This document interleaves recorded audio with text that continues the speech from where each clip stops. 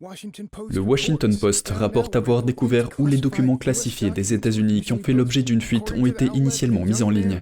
Selon le journal, un jeune homme travaillant sur une base militaire les a partagés sur un serveur Discord.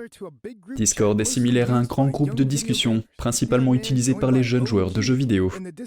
Le jeune homme, connu sous le pseudonyme de OJ dans le serveur Discord, aurait eu une habilitation top secrète sur la base où il travaillait. On ne sait pas exactement de quelle base il s'agit.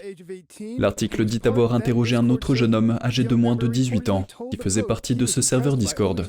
Ce jeune homme aurait déclaré au journal qu'il était impressionné par la capacité d'OJ à prédire les grands événements avant qu'ils ne fassent la une des journaux, des choses que seule une personne ayant ce type d'habilitation pouvait savoir, et qu'il est en forme, il est fort, il est armé, il est entraîné, tout ce que l'on peut attendre d'un film d'action.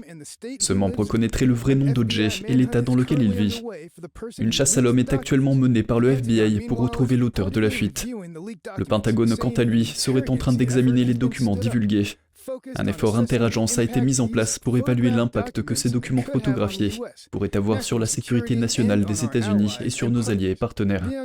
Le jeune membre dit qu'il s'attend à ce que les enquêteurs l'interrogent d'un jour à l'autre.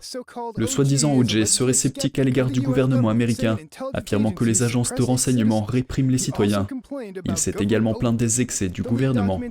Les documents divulgués en question contiennent des informations sur la guerre entre la Russie et l'Ukraine, sur l'espionnage de ses alliés par les États-Unis, etc. Les informations sont très détaillées, notamment sur les lieux où sont stationnés les personnels militaires et les armes. D'autres informations classifiées sur la guerre entre la Russie et l'Ukraine auraient fait surface en ligne jeudi matin.